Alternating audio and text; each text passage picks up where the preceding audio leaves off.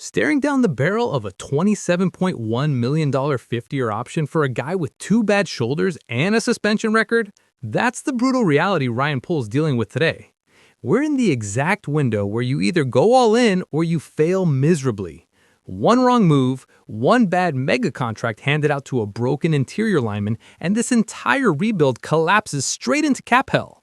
The margin for error is absolutely zero. We've got to fix the left tackle mess first, and I'll tell you right off the bat, Taylor Decker just landed in our laps to solve it.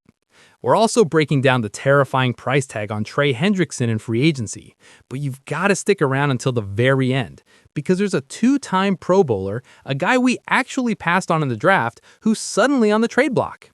Before we break down this blindside crisis, hit the like button. We deal in actual contracts and real football here, not morning show fluff. Let's talk about the absolute mess we've got parked at left tackle. We didn't mess around at center this offseason. Poles moved fast, grabbing Garrett Bradbury the second Drew Dahlman hit us with that unexpected retirement bomb earlier this month. We sent the 2027 fifth-rounder to New England to get it done, but there's still a massive glaring hole at left tackle that ain't fixing itself. I respected the Bradbury move. Dahlman walking away at 27 years old scrambled the protection scheme, but Poles didn't panic. That's what a competent GM does. But leaving the left side exposed? That's gross negligence. The reason we're sweating's that brutal torn patellar tendon Ozzy Trapilo suffered during our opening round playoff win over the Packers. Our 2025 second-round pick was eating turf, and now we're paying for it. Where it is, Trapilo won't be back until late 2026 at the earliest. That timeline's forcing the Bears to play it smart instead of dumping a mountain of cash on a panicked fix.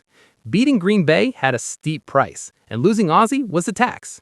You don't rush a second-round investment back and ruin his career. You buy a bridge tackle and protect the asset. Right on cue, the domino fell.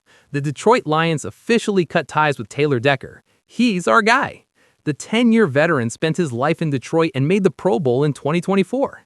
He's the most battle-tested tackle on the open market. Detroit cutting bait's our leverage. I don't care that he's 33. When a divisional rival throws away a piece that fits your scheme, you scoop it up and make him pay for the mistake twice a year.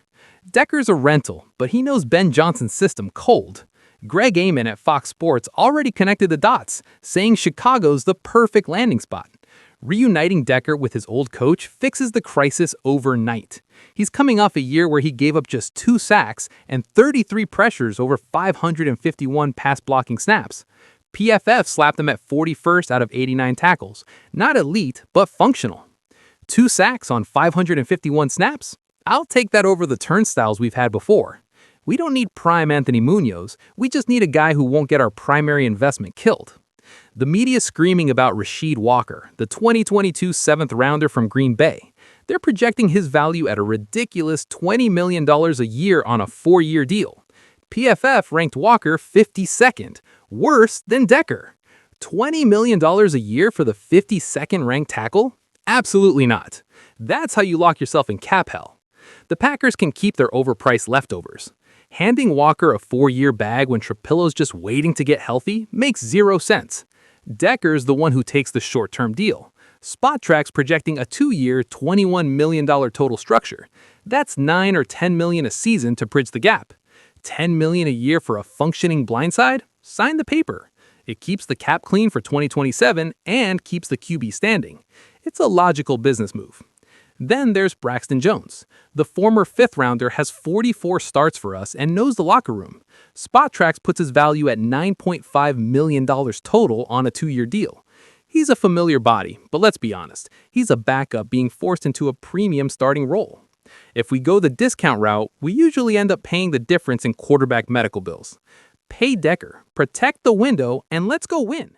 Fixing the blind side's only half the battle. Chicago's pass rush situation, a total disaster after the mayhem we just saw in the trade market. The news that Maxx Crosby trade to Baltimore just fell through because of medical issues has thrown the entire league into a frenzy. Baltimore backed away from the Raiders because of a torn meniscus repair, making the market more desperate. With that deal dead, the pressure on Ryan Poles to find a closer has hit a boiling point. You can't survive if you can't collapse the pocket. Poles has to be cold-blooded here. Don't chase names with broken parts. The Crosby medical collapse is a massive warning sign. The guy everyone's screaming about today is Trey Hendrickson. He's the undisputed top dog for edge rushers in free agency. Montez Sweat led us with 10 sacks last season, but opposing coordinators just slide protection his way because we don't have a threat on the opposite side. We can't get consistent heat rushing just 4 guys. You're asking Sweat to beat triple teams every Sunday. It's a mathematically flawed scheme. If we don't acquire a counter threat, we're getting picked apart again. Hendrickson's resume's elite. He put up 17.5 sacks in 2023 and backed it up with another 17.5 in 2024, leading the NFL and grabbing first-team All-Pro honors. He's racked up over 80 career sacks since 2017. But there's always a catch when a team lets a premier pass rusher walk. Hendrickson missed 10 games last year with back and core muscle issues. Don't ignore those red flags. The metrics are undeniable, but elite edge rushers usually get locked in a vault. If the Bengals are letting him walk, you've got to ask what the hidden cost is. His financial demands are sky high. ESPN's Adam Schefter reported on March 10th that Hendrickson's asking price hasn't found a match. He saw the Texans hand Danielle Hunter $40 million a year and Jalen Phillips get $30 million from Carolina. Now Hendrickson expects that exact same bag. The Athletic's Daniel Popper projected a 3-year deal worth $99 million, $33 million a season. Chicago Tribune insider Brad Biggs isn't buying it. Biggs noted you pay for future production, not past stats, and paying a 10-year veteran with those miles is a massive risk. If his price stays at $30 million plus, Chicago needs to walk away. But if he drops to SpotTrack's projection of $25 million a year, it's a different conversation. We cleared the cap space by cutting Tremaine Edmonds and trading DJ Moore. Since we locked up Bradbury, we're out of the Tyler Linderbaum race, leaving that cash burning a hole in Poles' pocket. $25 million's the ceiling. We have the space and the need. The excuses are over. Poles has to execute a deal, whether it's Hendrickson or a cheaper alternative. There's a different report quietly picking up steam behind the scenes. We can wait for the Hendrickson drama to shake out, but this new leak involves the most polarizing guy of the offseason. This could change the entire DNA of Chicago's defense. ESPN insider Jeremy Fowler just dropped a bomb. The Philadelphia Eagles are taking trade calls for defensive tackle Jalen Carter. We're talking about a 2-time Pro Bowler, a wrecking ball on the inside since 2023. The minute that report hit, Chicago was one of the first teams picking up the phone. You don't ignore it when a disruptive interior asset hits the block. It doesn't matter what the depth chart looks like. If a game record's available, Poles has to calculate the cost. Easton Butler over at 247 Sports named the Bears as one of 5 teams that reached out to Philly, alongside the 49ers, Packers, Seahawks, and Raiders. Bears insider Ben Devine noted Carter's the exact type of violent player this defense is begging for. But the fact that Philly's even open to trading him tells you there's plenty going on behind closed doors. If the Packers are making inquiries, that forces our hand. I'm not letting a premium defensive tackle go to Green Bay to wreck our interior line twice a year. You have to block that move. Back in the 2023 draft, we had a top pick, and Jalen Carter was sitting right there. Instead, we traded back one spot, letting the Eagles snatch him at 9th overall. We used that move to fix the line and eventually drafted Gervon Dexter. Fast forward 3 years, Carter's got 2 Pro Bowls and a second-team All-Pro nod, and today his name's back on the desk of the same front office that passed on him. It's a bizarre loop. We passed because the risk assessment was too high, and today we've got a second chance. The market has a weird way of correcting itself. Carter's tape is a no-brainer. 13.5 sacks, 25 tackles for loss, and 37 QB hits since his rookie year. PFF graded him 5th his rookie year and 18th in his second. But last year, his grade tanked to 57th. He missed 6 games dealing with brutal shoulder injuries on both sides.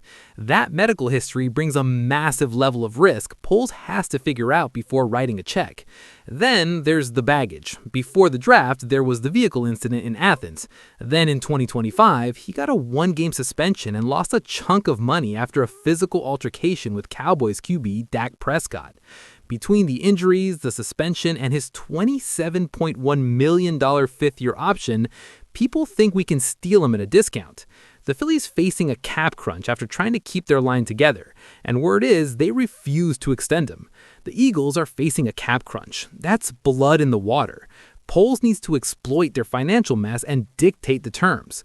But you don't trade premium capital for a rental. The medical staff better sign off on those x-rays first.